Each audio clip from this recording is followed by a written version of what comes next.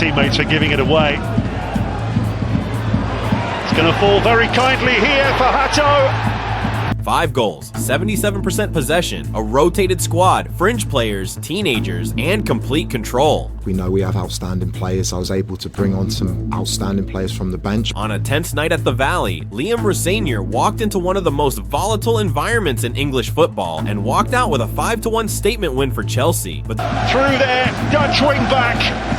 It fell beautifully for him. This wasn't just an FA Cup tie against Charlton Athletic. It was a first glimpse of something bigger, an inverting fullback scoring on the volley, a double pivot that won every second ball, a striker touching the ball 9 times and a half, and still deciding the game. Late game substitutes turning control into humiliation. All of this while half the big names were resting. Cup. It might not have been the 10 that Man City scored against Exeter, but Charlton are in the Championship. Give Chelsea a rest. Listen, today's a good day. We've had a great win. While Charlton fans were protesting ownership outside, and just days before a massive Carabao Cup semi-final against Arsenal, it wasn't scrappy. It wasn't just vibes or individual brilliance bailing them out. It was deliberate, organized, and honestly, a little scary how smoothly it all clicked. Because here's the thing, if this is what Chelsea looks like when they're rotating, experimenting, and working with minimal prep time, what does it look like when everyone's fit? When Reece James, Cucurella, Palmer, Enzo, Caicedo, Nato, Estevão, and an actual elite striker are all firing on the same page. This is why this Chelsea team could become one of the most uncomfortable opponents in the Premier League, and why Liam Rosenior's blueprint might arrive far quicker than anyone is ready for. At the moment, is working as hard as I possibly can to help this team achieve the potential, the unlimited potential that it has. And if you concentrate and focus on your work, hopefully people will see that we're onto a good thing. Liam Rosenior's first match as Chelsea head coach was never going to be judged purely on the scoreline. The 5-1 win away at Charlton mattered, but the way it arrived mattered far more. Against Charlton Athletic, Chelsea lined up in a 4-2-3-1 on paper, but that label barely survived the opening phase. From the first 10 minutes, the game told us exactly what Rosenior wants this team to be about: territorial dominance, central overloads, and patience without passivity. Chelsea finished the first half with 77 to 80% possession, depending on the model used, and restricted Charlton to sporadic transitions and long shots. That number alone is not remarkable for a top 6 club facing championship opposition. What was notable was where that possession lived and how repeatable the structure looked. Chelsea's nominal back 4 morphed immediately in possession. Jorel Hato, listed as a left back, inverted aggressively into left central midfield, often occupying the half space between Charlton's midfield and defensive lines. The right back, Josh Akayampong, stayed wider and higher, providing the pitch width that allowed Chelsea to pin Charlton deep.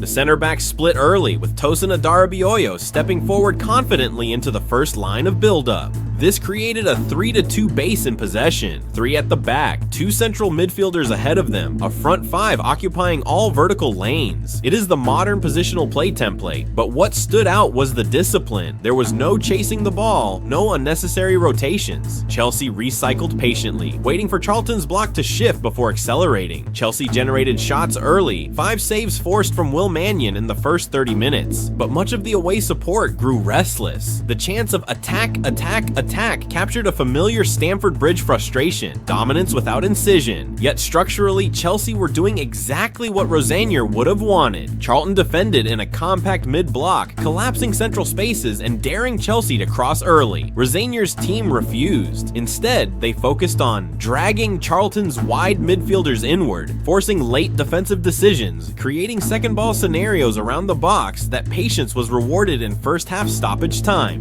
When Hato volleyed Chelsea into the lead just before the break, it wasn't a lucky strike. It was the logical conclusion of 45 minutes of positional pressure. Hato, Chelsea's inverting full back, arrived unmarked inside the box, attacking the space vacated by Charlton's right-sided midfielder. The ball dropped, and the finish was emphatic. This mattered for 2 reasons. It validated Rosenior's use of the inverted defender as an attacking presence, not just a circulation tool. It psychologically broke a Charlton side that had survived on effort and crowd energy. Chelsea went went into the break 1-0 up, having conceded almost nothing of substance. Charlton came out with more aggression after halftime, but Chelsea responded immediately. 5 minutes after the restart, Tosin Adarabioyo headed in from a Facundo Buonanotte free kick. Again, this was not coincidence. Chelsea repeatedly loaded the far post zone, trusting their center backs to attack space against a physically inferior line. At 2-0, the tie should have been dead, but when Miles Lieburn pulled one back following a rebound from Philip Jurgensen's excellent save, this became Rosenior's first real moment of pressure. Chelsea have struggled badly this season when momentum turns against them. That is not opinion. It is visible in their league form. This response mattered. Instead of panicking, Chelsea tightened their rest defense. Moises Caicedo increased his screening range. Andre Santos stayed deeper, protecting central lanes. Wide players held their positions instead of collapsing inward.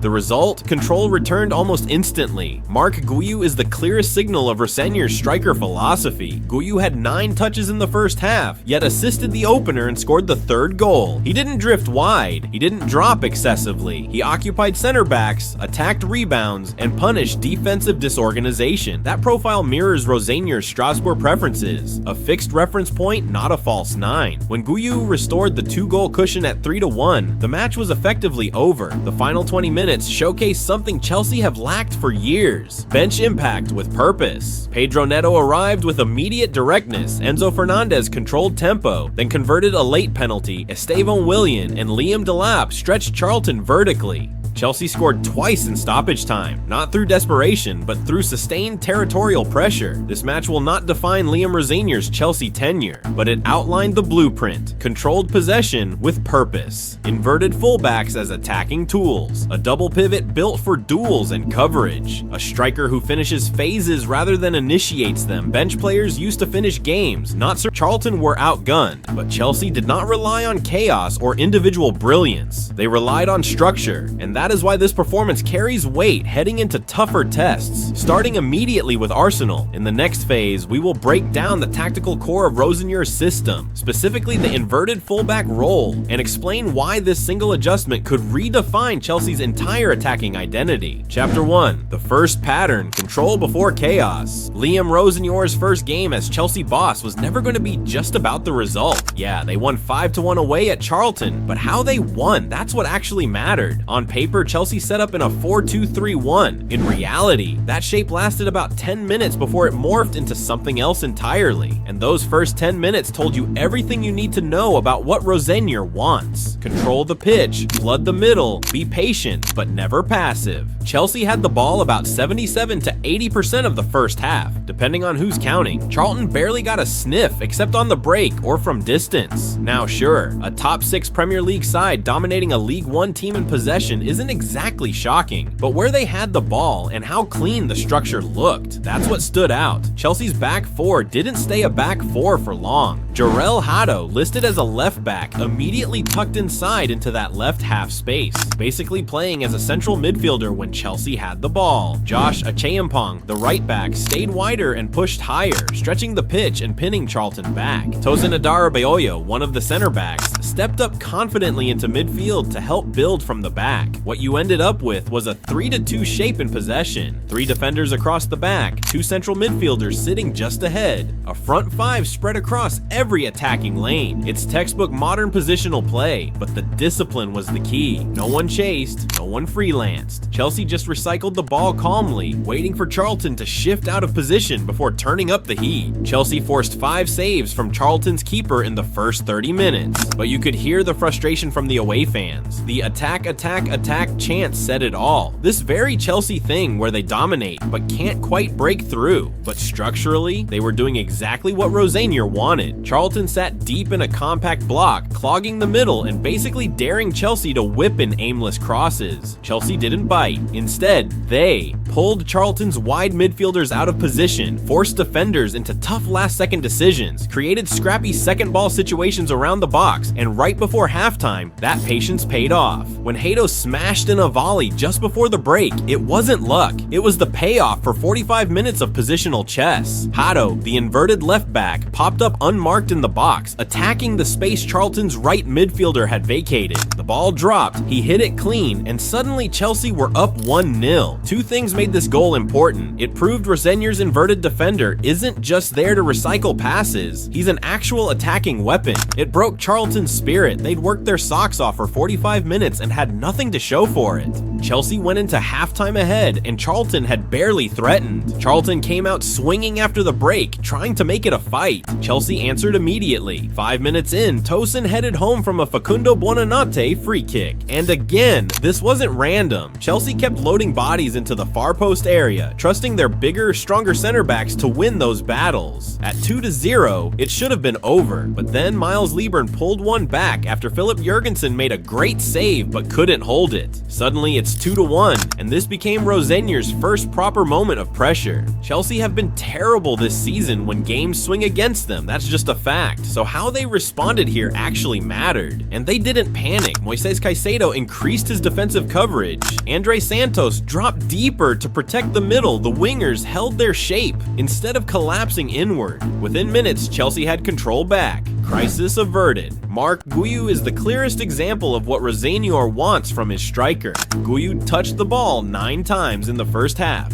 9. And yet he assisted the opener and scored the third goal. He didn't roam, he didn't drop deep constantly, he pinned defenders, attacked loose balls, and finished when it mattered. That's exactly the profile Rosenior used at Strasbourg. A proper number 9, not a false 9 or a playmaker. When Guiu made it 3-1, the game was done. The last 20 minutes showed something Chelsea haven't had in years. Subs who actually made an impact. Pedro Neto came on and immediately injected pace and directness. Enzo Fernandez controlled the tempo, then slotted a late penalty. Estevão and Liam Delap stretched Charlton vertically. Chelsea scored twice in stoppage time, not because they were chasing the game, but because they just kept applying pressure. Look, this one game won't define Rosenier's time at Chelsea, but it laid out the blueprint pretty clearly. Possession with a purpose. Not just for the sake of it, inverted fullbacks who actually contribute in attack. A double pivot built to win duels and cover ground. A striker who finishes moves, not starts them. Subs used to close out games properly, not just survive. Charlton were outclassed, but Chelsea didn't win through chaos or individual magic. They won through structure, and that's why this performance matters heading into bigger tests. Starting with Arsenal, in the next phase, we'll dig into the tactical heart of Rosenier's system, specifically that inverted full-back role, and explain why this one tweak could completely change Chelsea's attacking identity. This is why it worked, and why it'll keep working beyond just one cup game. At the center of Liam Rosenier's Chelsea is a really specific midfield setup. It's not sexy, it's not improvisational, but it's brutally effective. Rosenier's midfield isn't trying to wow you with highlight reel passes, it's there to eliminate risk. In that 4-2-3-1, the two central midfielders work as a safety net, not the main event. And here's the clever bit. One is always marking the ball, the other is covering space. Simple, but it makes all the difference. Moises Caicedo was the aggressive one, stepping up to snuff out counters before they even got started. Andre Santos was the anchor, rarely leaving the middle of the pitch, always available when someone needed a safe pass. Together, they basically killed Charlton's ability to counter. Chelsea didn't give up many shots after losing possession, and that's the real sign of a well-balanced midfield pairing. This matters because there's a big selection call coming. When everyone's fit and available, people are going to debate who plays next to Caicedo. Enzo Fernandez gives you those defense-splitting passes, tempo control, and goals from midfield. Santos gives you positional awareness, aerial strength, and better defensive instincts. Under Rosenior, that's not a hierarchy, it's a tactical choice based on the opponent. Playing a team that loves to counter, Santos makes more sense. Facing a low block that's hard to unlock, you probably want Enzo's passing range. What the Charlton game showed is that Rosenior put stability ahead of flair, and honestly, that tracks with his Strasbourg days, and it addresses Chelsea's biggest weakness over the last few years, getting caught out on the transition. Here's where Rosenier's approach differs from what Chelsea have been doing recently. The attacking midfielder isn't given free rein to roam wherever and do whatever. Instead, they're constantly adjusting their position to pin opposition, holding midfielders, open up, passing lanes for the wingers, make late runs into dangerous areas near the box. That's why Facundo Buonanotte was allowed to drift side to side instead of constantly bombing forward. He wasn't there to force risky final balls. He was there to link everything together. And this is where it gets interesting with Cole Palmer. Palmer can absolutely play this role, but Rosenior might ask him to dial it back a bit, less trying to do everything himself, more intelligent positioning off the ball, more arriving late into dangerous spots rather than demanding the ball early.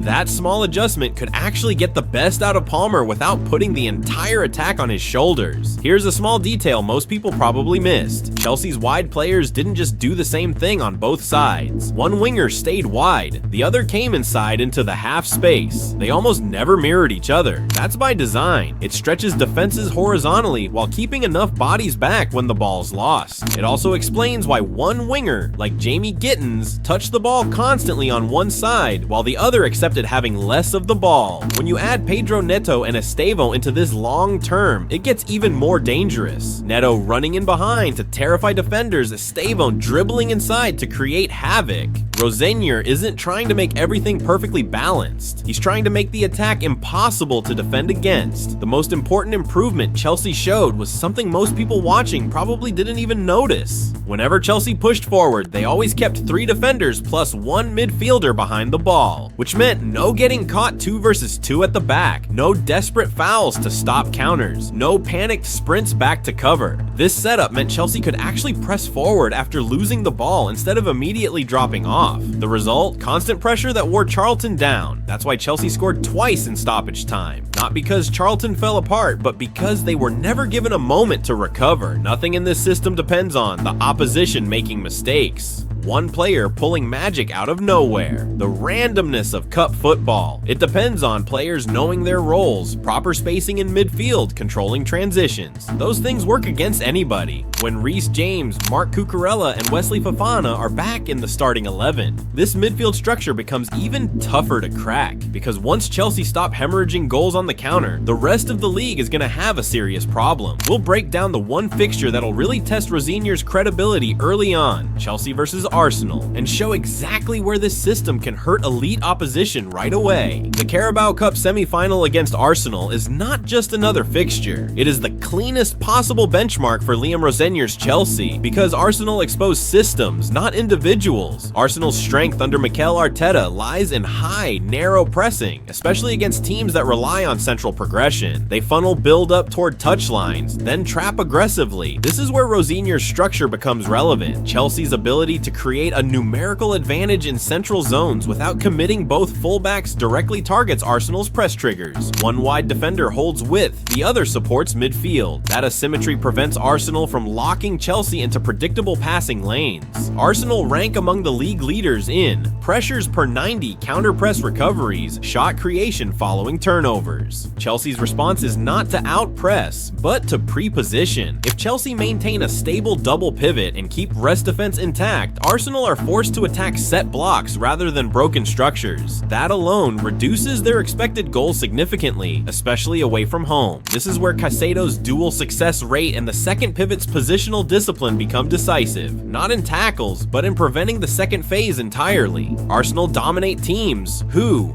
overcommit full-backs, rely on single pivots, leave space behind wide presses. Chelsea, under Rosenior, are designed to do none of those things. Instead, they stretch Arsenal horizontally, ask their wingers to defend deep zones repeatedly, and force center-backs to step out, creating shooting lanes rather than crossing angles. This is not about controlling possession totals, it is about controlling game temperature. Chelsea do not need to dominate the tie to validate the project. If they limit Arsenal's shots after turnovers, maintain territorial parity, generate sustained pressure in the final 20 minutes, then Rosenior's blueprint is already working. Because if this system can remain intact against Arsenal's press, intensity, and spacing discipline, then it is not a cup experiment, it is a Premier League problem. This wasn't a cup anomaly or a new manager bounce, it was a clear structural shift. Chelsea are becoming harder to counter, harder to press, and increasingly comfortable controlling games on their own terms. If Liam Rosenior stays stabilizes this system with his full squad, the Premier League won't be reacting to Chelsea anymore. It will be adjusting to them, and that is when this project becomes genuinely dangerous.